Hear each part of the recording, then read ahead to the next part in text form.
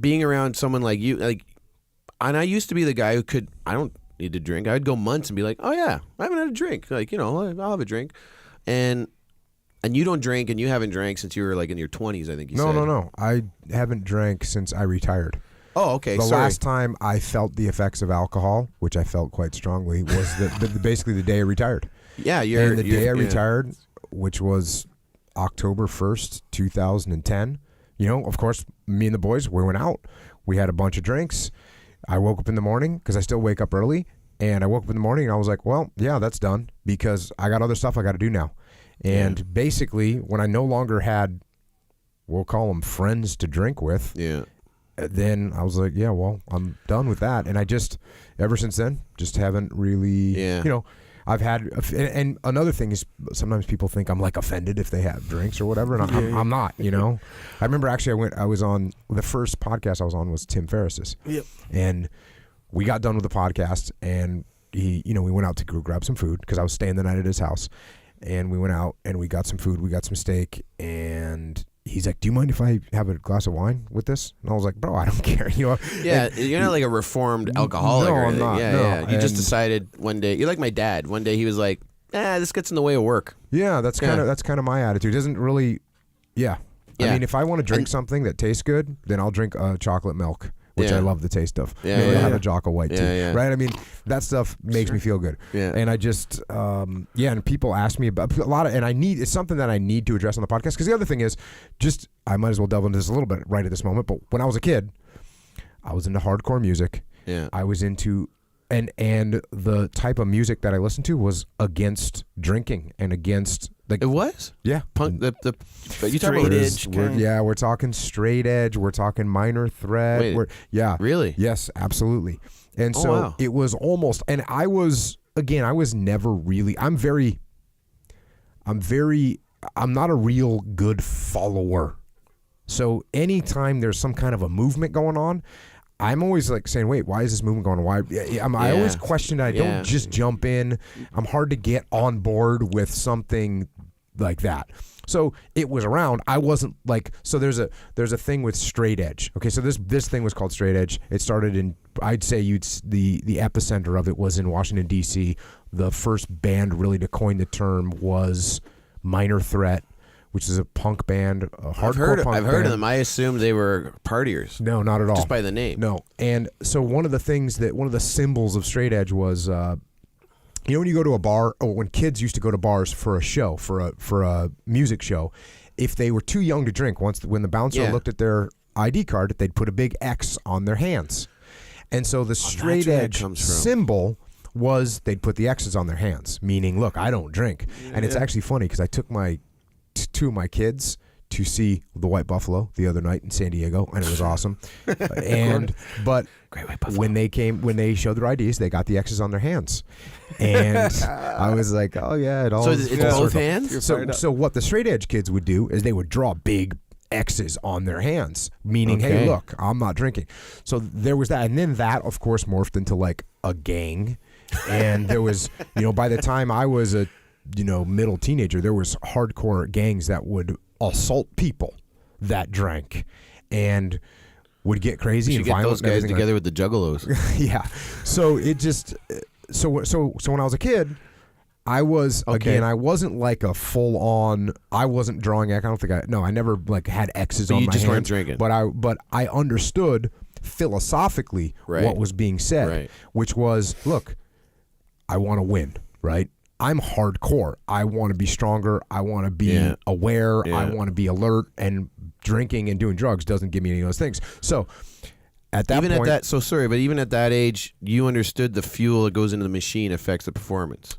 Yes. See, I didn't get that as a young man. Yes. But So here I am, and it was, I was into discipline, and I had a band before the SEALs. Oh yeah, I had a band, a hardcore band.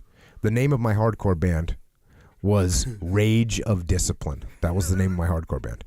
That was that's what Bronson's Children, because my first band when I was like 13 was called Bronson's Children. But then as I got older and I got more hardcore, then it became Rage of Discipline. There was also about 9 other What's bands. Bronson's Children? Bronson's Who's Children Bronson? was Charles Bronson. He didn't drink? I don't even know. Oh, no. you But just- Charles you Bronson, just were we like, do that's a know, dope name. We He was do know dope. Charles Bronson was a badass. And when I was a kid, I thought Charles Bronson was the man because he He's was the baddest man on the planet. Yeah, he was, a tail gunner in a bomber Yeah. in World War II, and he grew up in the mines. Yeah. When he was a kid, when he was 10 years old or 11 years old, he was working in the mines. Oh yeah. And until he was old enough, he used to have to wear a dress because his parents didn't have money to buy him clothes. So he had to wear one of his sister's dresses down to the mines. Yeah. So then he went to World War II, and then he became, and he's just had great movies, and he always played this stoic character that was unemotional. And so I was, hey, when I grow up, I'm going to be Charles Bronson, of course. So then we had a band. It was called Bronson Children. Well, as we got more hardcore, eventually that name morphed into Rage of Discipline, of which Elgin James was the guitarist, who's another buddy of mine that Echo has met, who will come on the podcast at some point and tell his crazy life story, which I'm a big part of in the beginning until I joined the military. Till We he get got to hear nuts. the pre-military Jocko stories. Yeah. Yeah. So I'll be tuning into that one. long story, then I joined the military. Yeah. So when I joined the military, what do I want to be? I want to be a SEAL. I want to be a frogman. I want to be the best frogman I can be. I show up at a SEAL team. Guess what frogmen do? Frogmen drink. Okay, cool. I didn't know that. Now that I know that, give me a shot of Jägermeister because I'm ready to rock and roll. Yeah. And that was sort of how you proved yourself, and that's what we did. And I was immature and dumb, and despite everything I just said about like, hey, I'm hesitant to really follow. Well, now I'm in the SEAL teams. This is my dream job, and this is what I want to do. And if you don't buy in, you're not in. Yeah, and it's like, it's not, I don't even know if it's just like, that's the way it is. My first drink, I was 17. Right after I finished basic training, you I go. show up at the regiment, and they're like, all right, what are you drinking? And I'm like, because my family's full of alcoholics on both sides. And it's nothing against them. Like, Grandpa was, my other grandpa was, and Grandpa's grandpa was, and, one of my uncle. Nothing. Okay, they might hear this, but we all know what you do. Okay, right? So not a big deal. But Dad was one of those guys. He was like, well, that just doesn't affect me. And me personally, like you as a kid, I'm like, I don't really see the interest. Like, what? I'm gonna throw up on myself and whatever. And I was one of those kids that say no to drugs actually worked on. Now I'm older and I'm like, man, I should have been smoking weed since I was like 12 and shit. But I still don't. But I just like, you see the effects on people. Like when I was a bouncer, I'm like, yeah, the guys who smoked weed were really mellow. Yeah. And the guys who did coke and drank, like they were the ones who were the problem. But when I get to the regiment, the first night of parade is done, and they're like, okay, what are you drinking? And I'm like, well, I'm 17. They're like, this is an army mess. Like, it's okay. Just don't worry. We're all going to keep an eye. Like, it's not like I'm not trying to tell the world like, hey, underage people drink, but hey, underage people drink. But it's an environment full of people that are there to look out for each other anyway.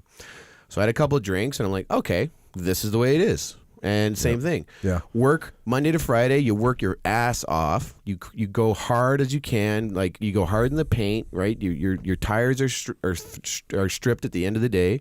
Friday rolls around. Okay, we don't see it 8 a.m. Monday morning, boys. And if you're gonna drink, don't drive. But if you do drink, driver. That's what you got told when you're dismissed for the weekend, right? Yeah.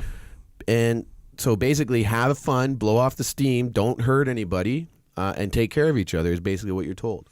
So the SEAL teams definitely is a culture. It was even more when I first got in, because now you're talking about the old Vietnam guys, and there wasn't a war going on, and it was just, hey, what are you going to do if there's no war going on and you're a frogman? What are you going to do? Well, we drank, and I'm going to look down on it. I mean, we had a great time. It was fun. We bonded. We it was fun. It was what it was what we did, and I'm not even trying to say anything negative about it, but that's what it was. And unfortunately, there's a lot of guys.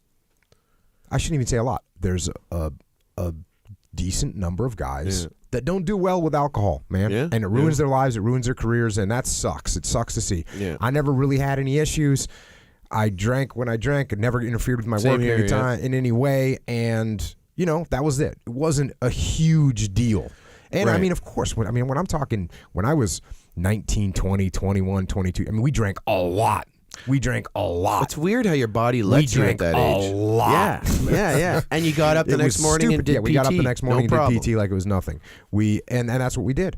But then, like I said, and even now, when I go out and hang out with some of my old buddies, or actually, it's more not when if I go and hang out with some of my old buddies, we probably don't even maybe have a beer, but when I go out and see the young guys are getting after it. I don't look down on them at all. I think, you know, Do you hey, find- they're getting after it. I found when I hung out with my buddies that are still serving, you're not in the gig anymore. You're not doing the job. So you're a little out of shape. Your drills are a little rusty maybe or whatever.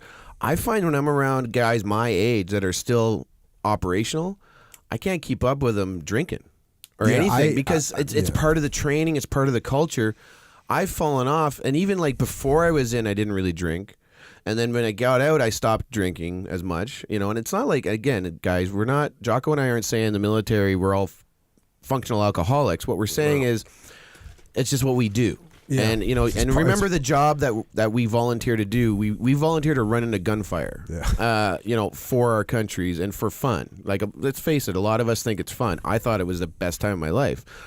But you still got to blow off that steam.